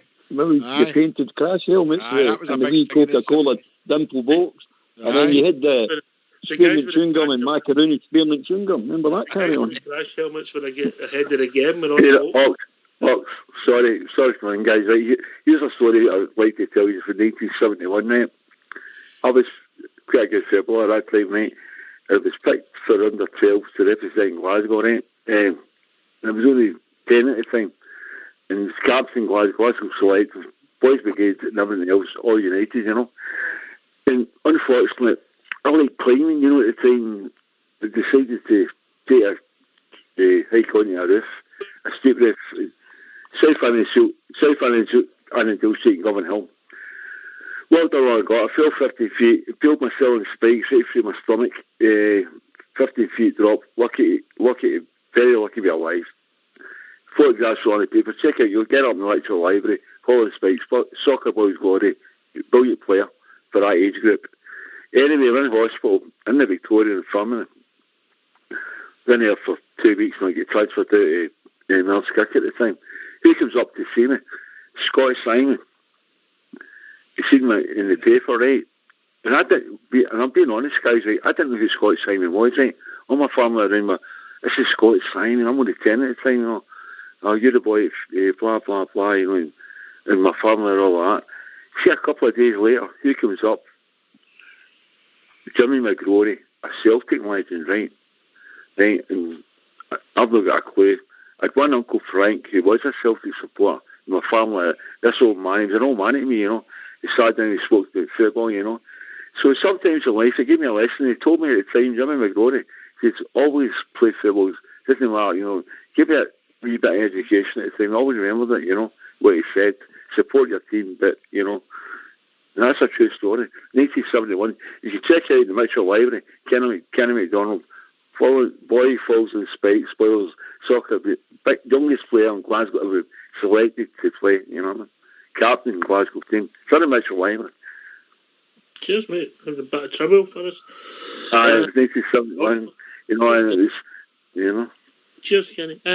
Glad you never dropped 55 feet, Kenny. That might have been fatal, mate. No, it was 15 feet old there. These spikes were everywhere. That was bad enough. And I was lucky, very lucky, very, very lucky boy. You know what I mean? I came off a gutter, you know. Yeah.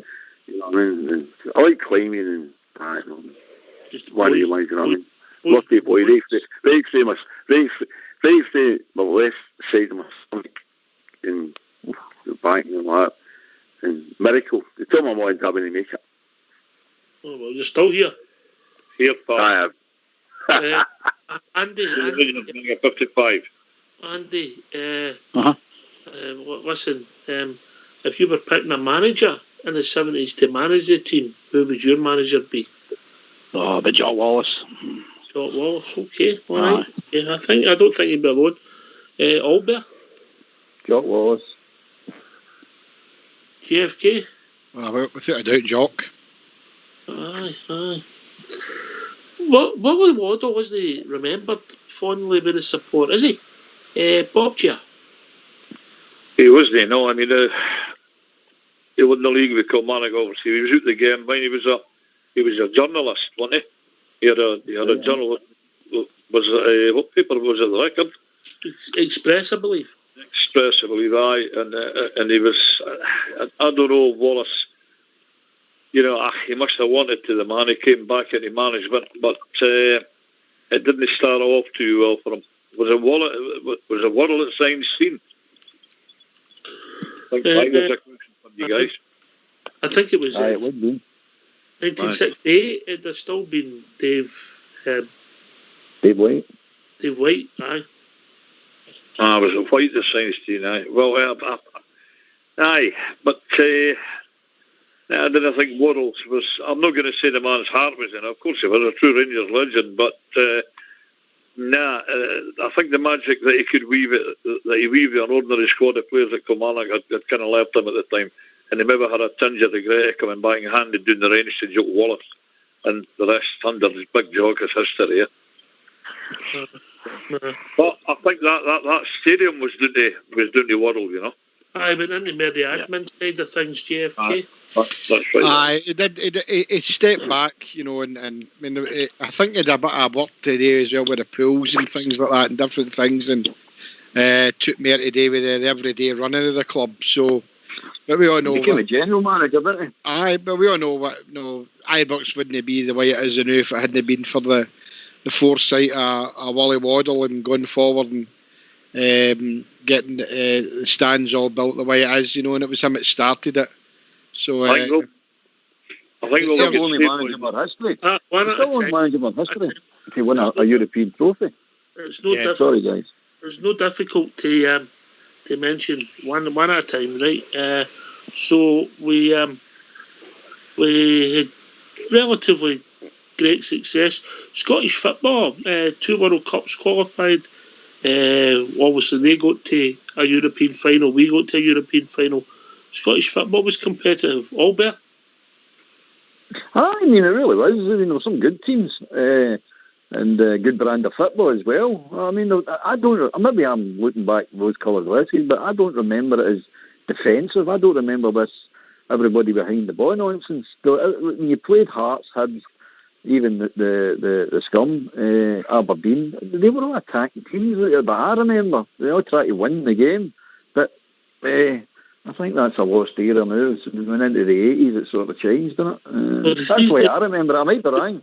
The 3 points for a win was meant to encourage attacking play. Don't think it's made a bit of difference, JFK. I mean, 3 World Cups there was, 70, 74, we 78. qualified for 2, didn't we? Aye, so we did, aye.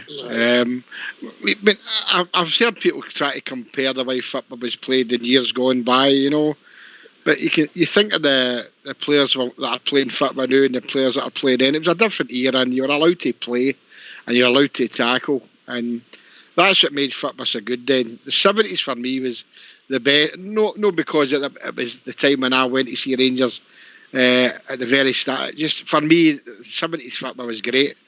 Scottish football was on and up, and Rangers carried the banner, winning the Cup Winners' Cup and the 2 trebles and that. And I thought some of the football we played was absolutely fantastic. The road to Barcelona was an absolute momentous thing for us today, considering what we've been through in the following years, the previous year, sorry, and it's absolutely wonderful. And some of the players that we had then were absolutely fantastic. We had a couple of donkeys, no compared to a lot of donkeys in the 80s, but we had a couple of donkeys, but I thought the 1970s was a great era for Rangers, and when I went to see them then, absolutely wonderful. Great memories of some of the games I was at. Home and away was great. Yeah. Albert, I know it's just, your age, but people say that the Brazil team in the 1970s was the World Cup winning team was the greatest team ever. Have you got any thoughts on that? Absolutely, the greatest team ever, mate. No doubt about it. Not even an argument, not even a close argument on it. They were a fantastic team, right across the park, mate.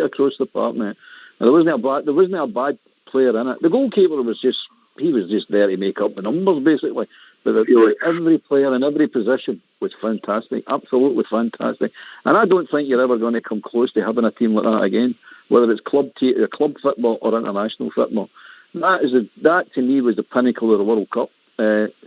To its conception right up to present day. A fantastic team. Anybody who's never seen that team needs to go and look at that final, the whole game, Italy against Italy. And it just epitomises that, what football should be about.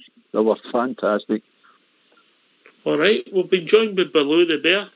Across the 60s and the 70s. How are we doing, Baloo? I'm not bad, mate. Excellent show. Absolutely brilliant. I've really enjoyed it. And I wasn't even going to phone in. I was just happy sitting and listening to it. It's been really, really good. So, and just that last few comments here about that World Cup final. And in general, the football at that time, I get what you're saying. One of the boys, I think it was Fox, said about the fact that it's different eras, not the rest of it. But see some of the players and the quality of football at that time. With the Dutch teams and Ajax and all that sort of stuff. Honestly, it was a fantastic time to play football. They were great to watch. It was just marvellous. And the one they playing on the carpets and with the boots. Well, the boots no. Moving, but the ball. The boots were more like shoes, or like training shoes, but studs were, obviously, but it was screw-in studs and all that sort of stuff. It was all good gear, but the ball was a bit heavier and all that sort of stuff. And the parts weren't great. No, the surfaces weren't great. In fact, I think I was watching something it was a goal for one of the earlier games a few years ago, and it was like cutting up like hell in the penalty box, and I think it was in August. I was like, what's going on here? So, no, the pitches weren't great, and like you said, you're allowed to tackle, but the FIBA was good. It was always goal scoring. It was goal scoring FIBA, and the teams were going at you as well, or attacking. I mean, some of the leagues that we lost, even late 60s, early 70s, we lost about 1 point, hardly lost a game. Great FIBA, and we had some fantastic players in our teams. My most favourite player ever was Willie Johnson. Still to this day, I don't think there's anybody been really quite as fantastic as him, maybe.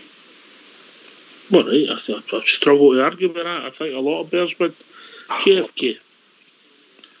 Yeah, some of the football players we had in that era, and some of the teams that we played against, especially when the night Ajax came and taught us a lesson for the Super Cup.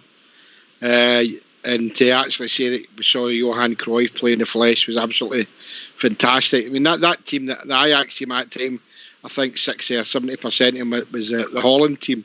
Aye. And they were a wonderful team to watch. They taught us a real lesson that night. But it was to say it was a privilege to see your team get hammered 4-1.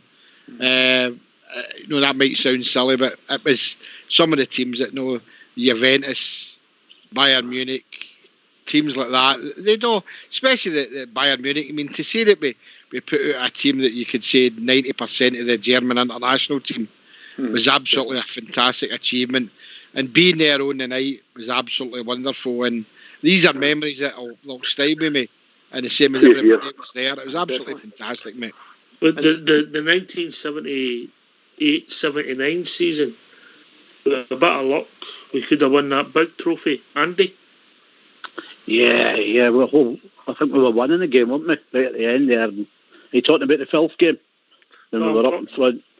No. I'm talking about the European Cup, mate, in when we beat Juventus and PSV and we Cologne. You know what I think scuppered that right enough, because we were all up for it on the Wednesday night and it got put off, and we all went down the following day to clear the pitch to get the game on, and I think that broke the momentum. And because we were all thinking we were going to be doing Nottingham Forest, weren't we? In the semi-finals, we all thought it was going to be on right enough. But yeah, it was a great team. That, I mean, first team to do PSI over there. The Juventus game, we dodging it and then getting that goal. Fantastic memories. That was more or less all the Italian team, and Rangers really rattled them at Ibrox, as we did under Souness when he shot in the pitch.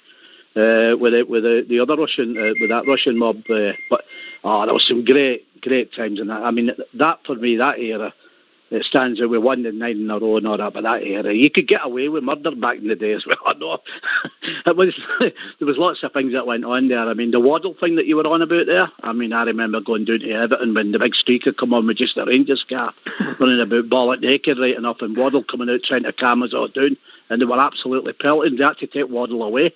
It was a shame what they did to him that night. They were all over him, man.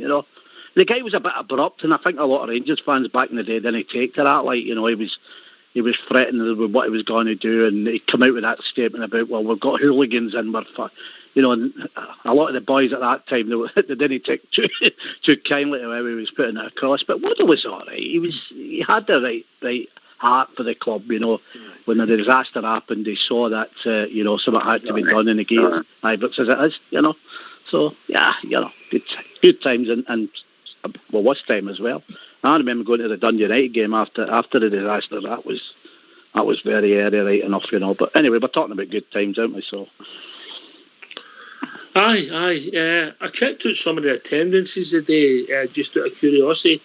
And Ibrox, even in good days, I think the treble winning team at 77, 78 over it in league games only averaged about 22,000. And that big stadium, obviously when it was full, but the support was a bit different then. It was. There was poor crowds then. I remember when we were badding on that round about that, you never got above 10,000. I remember running away from Leeds one night, but 8 or 9 year old, and we're playing Patrick Flisson. I think there was 2,000 in it. And I remember saying to myself, what am I doing here? You know, but you just did it, didn't you? You know, but we used to have some poor crowds. But there again, you can look at back in the day when we had the big crowds and they come out with their 50,000, 60,000. You look at it and go, hang on, you're at it here. There's 70 or 80,000 here, because sometimes your feet didn't touch the ground. You know.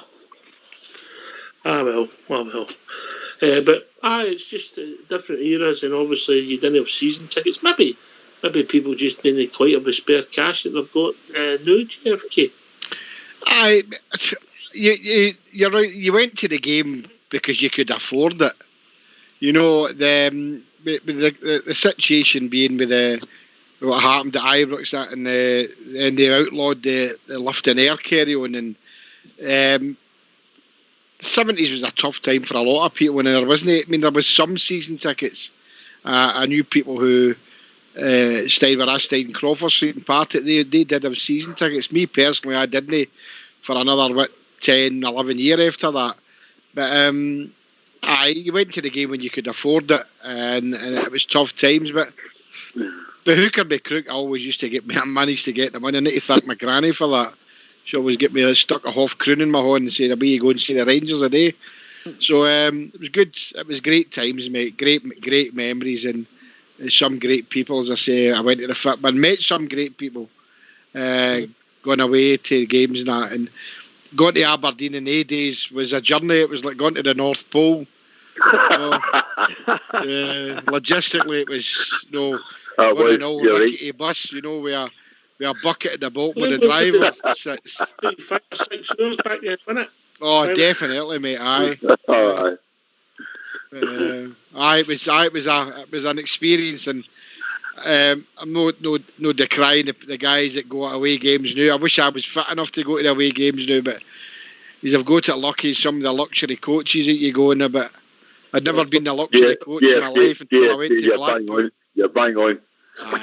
And besides that, see the amount of folk that now travel in private cars, the amount of private cars that turn up at Ibrox on Saturday. The cars weren't as prevalent then. Can I come on? Yes, Bob, Joe? I'll give you a wee sum up here. You mentioned there about the 70s, and absolutely fabulous. What a brilliant show. We started off with 70s with the awesome 1970 World Cup squad. They'll never be better. They were the greatest team ever. But at that time, Best was playing, Charlton was playing, Law was still playing, Beckenbauer was playing, Gert Müller was playing, Cruyff was playing, all these wonderful, wonderful players down through the 70s. And Rangers, yes, they were a great side.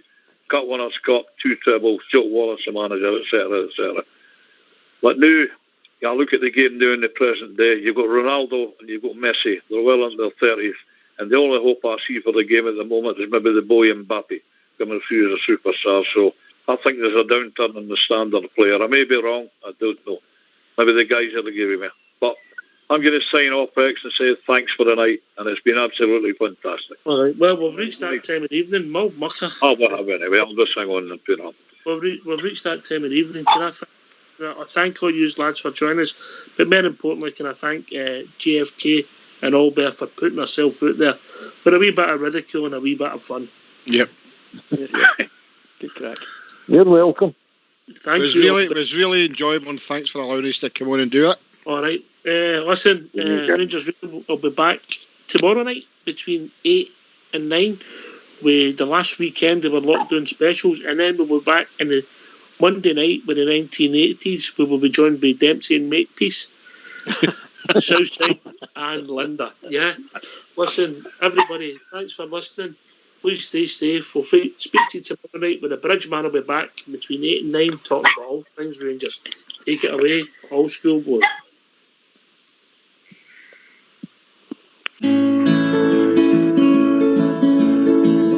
Look what we've done to their 10 man. Look what we've done to their 10 man. Well, we've turned the end to 55. I'm feeling so alive, man. Look what we've done to their 10. Look what we've done to your 10. Neil.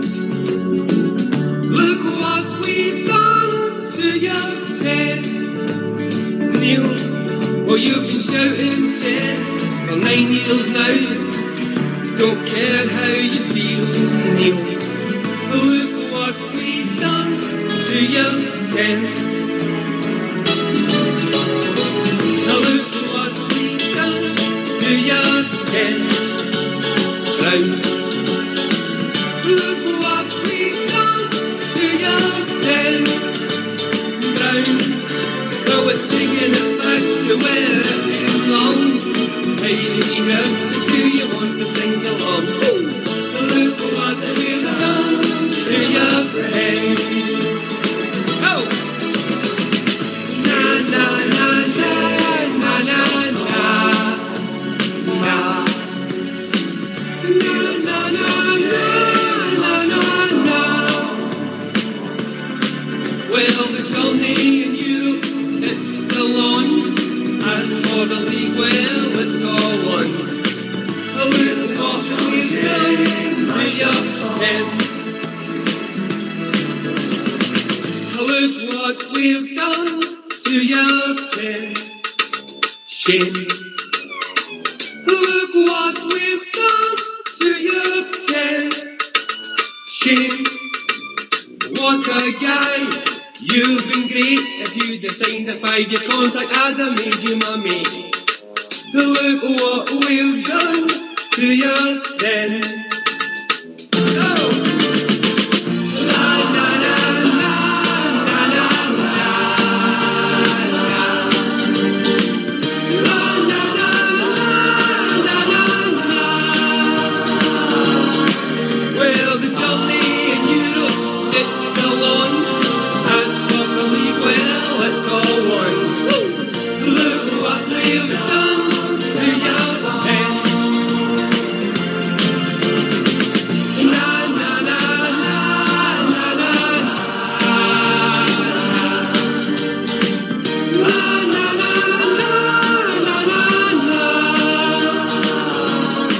Well, the journey